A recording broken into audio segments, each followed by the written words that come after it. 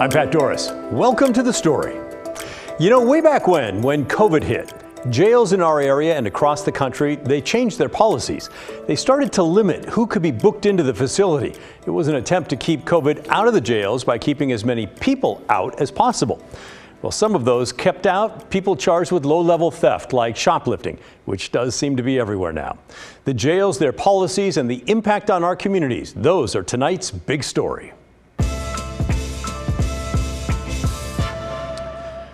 When someone is booked into a county jail, it can mean that they're off the street for hours on the short end or even months on the long end. Police will tell you even for low-level crimes, getting booked into jail can be a real deterrent. But it turns out some jails are not authorized to book someone charged with shoplifting, and that alone can make a difference. Take, for example, Washington County, where those bookings are allowed. The courthouse is in Hillsborough. Sometimes that's a 40-minute drive from Beaverton, which is on the east side of the county. Police have said that arresting someone and driving them to jail, then taking the time to book them into the jail, even if they are released later that day, well, that can disrupt the crime pattern of someone who's stealing. It might also make them less likely to steal in Washington County again. I checked with Washington County and Clackamas County. Both their jails do allow police to book someone charged with a low-level theft like shoplifting. Neither county, though, would have anyone who could talk to me about it today. But Multnomah County and across the river in Clark County, that's Vancouver, those two jails do not allow shoplifters to be booked except under special circumstances. The county sheriffs run the jails. Today I talked with both about their policies. Here's Sheriff Chuck Atkins from Clark County. He wishes more low-level crimes could be booked into his jail. Those immediate consequences really play a part. All of us have that little part in us that doesn't want to get caught. You don't want to, if you're doing something you shouldn't be doing. And then when you're held accountable to it, it maybe clicks in later the next time that hey, that wasn't a fun place to be, even if it was only for 4 hours. But let's just say, you know, it was a few days. I think that's highly important. I think they need to feel that pain a little bit that they cause others to feel. Pretty sure he's talking about the psychological pain and the inconvenience pain. Sheriff Atkins said even with remodeling and double booking, his jail can only hold about 420 people. And right now, he said nearly everyone being held is a felon. There's no policy against booking those lower level crimes. There's just not much room. I think it is a deterrent if we could do that. There are some issues here in Clark County that I don't know that the other counties experience. And part of that has to be because of an older failing jail that opened in like 1987 and has a very small capacity.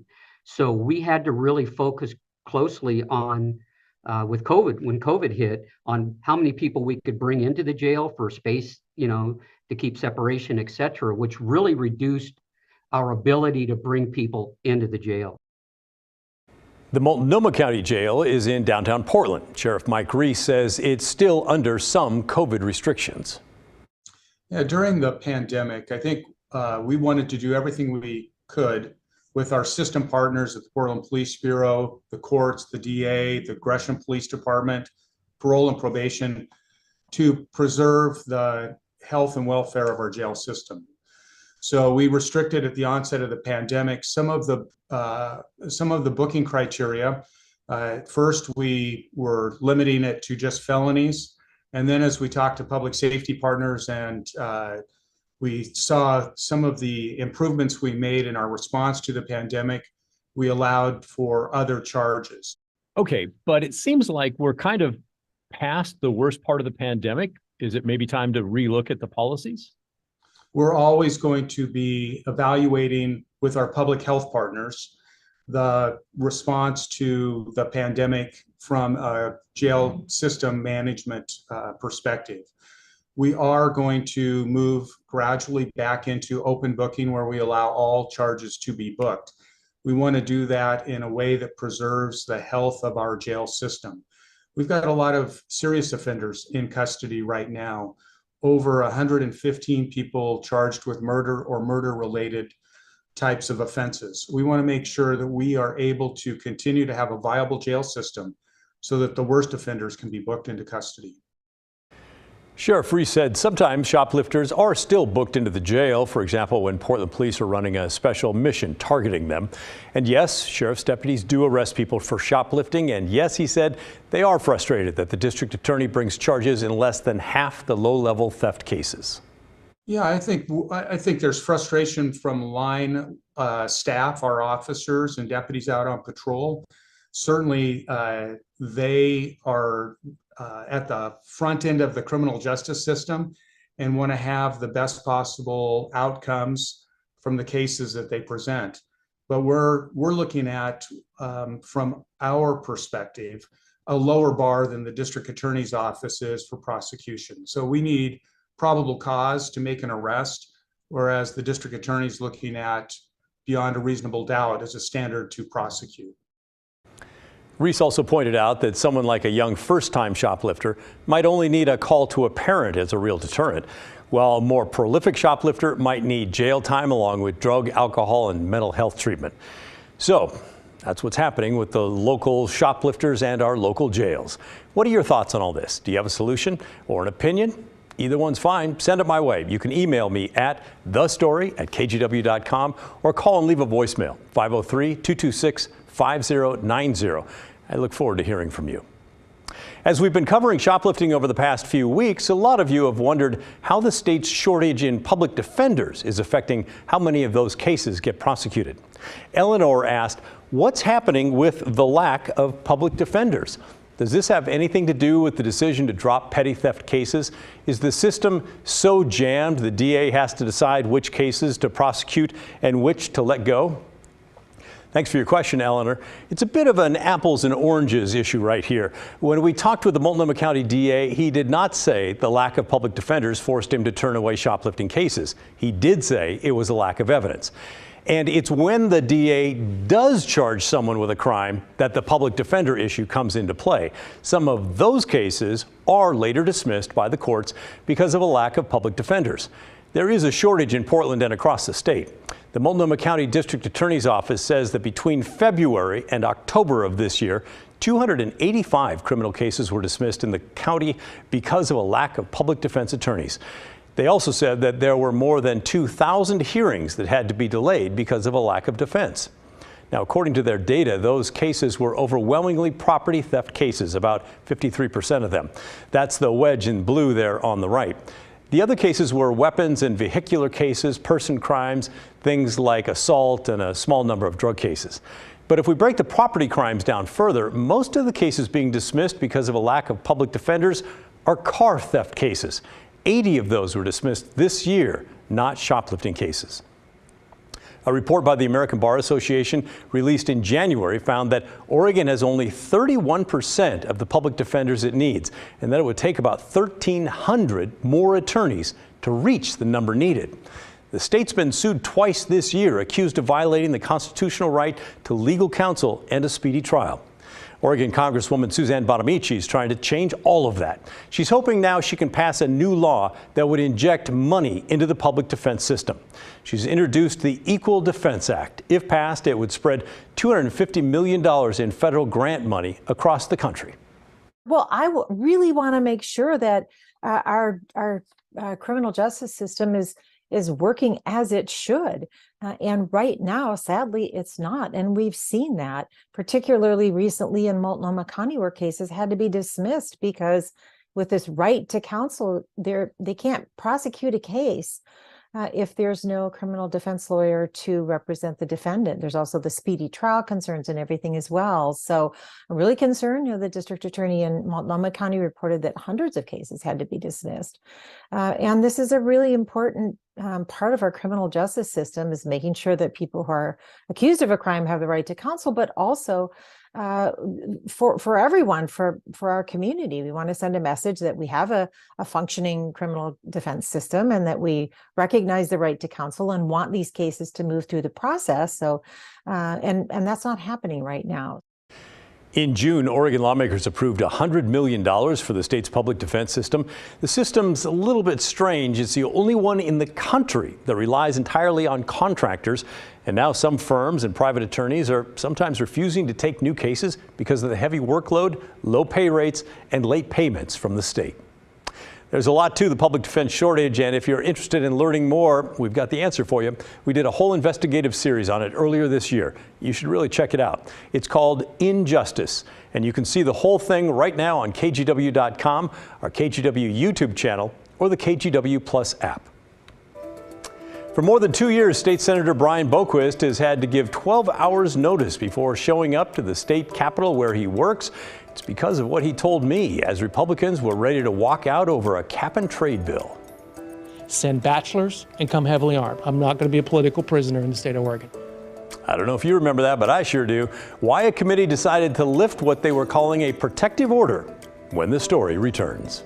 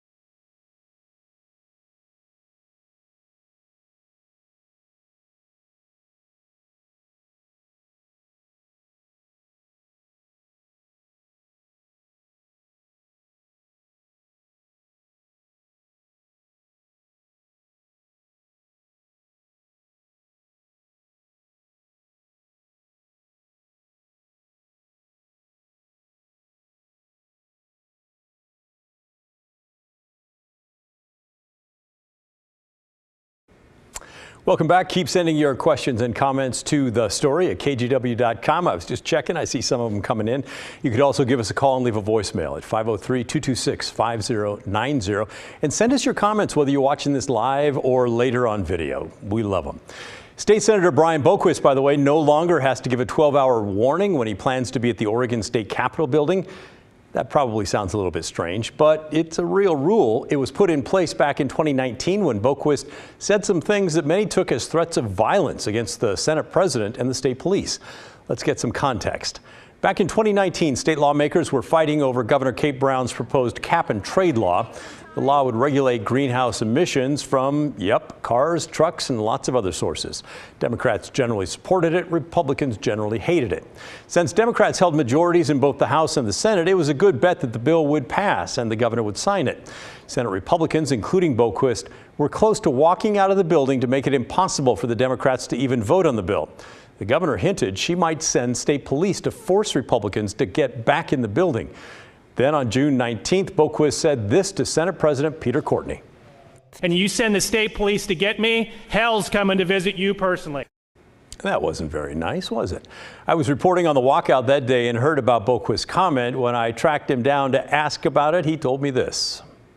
Send bachelors and come heavily armed. I'm not going to be a political prisoner in the state of Oregon.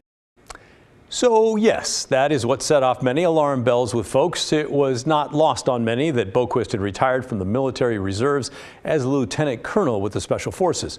So, the Senate Conduct Committee held a hearing and decided Boquist and his threatening remarks needed an answer. They decided to impose a 12-hour rule on him. That meant he had to let the state police know 12 hours ahead of time when he was going to be at the Capitol building. The idea was to give the state police time to bring in extra folks for extra protection. Boquist sued, arguing the punishment violated his right of free speech. One federal court threw out the lawsuit, but then a second court of appeals said, no, he had a pretty good point. And they told the first court to look at it again. In the meantime, things have been quiet on the Boquist front. And yesterday, the Senate Rules Committee met again and said, you know what? He's followed the rules. There's been no trouble. It's time to drop that and move on. Boquist told the AP he's not dropping his lawsuit, though. And by the way, Governor Brown's cap and trade bill, well, that never did pass the legislature. Didn't matter, though. She eventually pushed a version of the plan through using her executive powers as governor. Today is Giving Tuesday. It's meant to be a day to give back after the frenzy of shopping over Black Friday and Cyber Monday. This year, nonprofits say they really need your help. Everything is costing more and donations are down. A lot of donors use tax deductions as an incentive to give. But as Daisy Calabrero reports, those tax breaks have seen big changes in the past few years. Nearly 35 million Americans donated during last year's Giving Tuesday. It was $2.7 billion to nonprofits and charities. We are working towards building a children's museum in Clark County, but our mission is to provide exploratory play opportunities throughout the area. Jean Bennett is board chair of Columbia Play Project in Vancouver. They are entirely volunteer run, so these donations help them stay afloat. Having more donations, more donors, and larger donors and donations would be really helpful to keep our momentum going. But it may just be coming out of the kindness of your heart versus any tax incentive. Here's why. It's always been when you donate to charity or drop off at Goodwill, you get that receipt, so you get a tax break. You get to reduce your income by however much you give. So if you give $1,000, that $1,000 is reduced off of your income on your itemized deductions. But now, to get that tax break, you must itemize your deductions. It's because in 2017, the tax code was changed by former President Donald Trump. Single filers now need to deduct double what they used to. $13,000 for single filers or $26,000 for married couples filing jointly. Everybody gets the standard deduction, but if your mortgage interest, your property taxes, how much you paid to the state in income taxes, your charity donations, your clothing donations, if all that adds up to more than the standard deduction, then you get to take that. And so that's why it's so important to keep track of everything, because you want to take the biggest deduction you can. While many people don't itemize in times of crisis and uncertainty like we're in, it's still worthy to donate. And our Children Oregon is hoping you do too. The child abuse prevention nonprofit directly supports children and families. Be a part of this day that I think represents the best of who we are as a nation, coming together, developing a whole nother sector, the nonprofit sector, that's really about improving people's lives. The IRS has lots of information on who should look into itemizing their tax deductions and who shouldn't. I'll link their site in this story at kgw.com. Back to you. And if you're still looking to make your contribution on Giving Tuesday, why not donate to the KGW Great Toy Drive? We've made it easy to give. You just head to kgw.com/toy and click Donate Cash. If you make a donation online, we'll do the shopping for you. And get this, if you give this week, Regents will double your donation amounts for Double the Toys. Or you can drop off a new unwrapped toy at any IQ Credit Union, Fred Meyer, or local Toyota dealership. Help bring a little joy to local kids this holiday season. Across the country, homeowners are finding out that their house may be worth less than they thought just because of the color of their skin. It's happening here in the Northwest. And one man found out when he had his white neighbor, stand in for him. That's coming up next.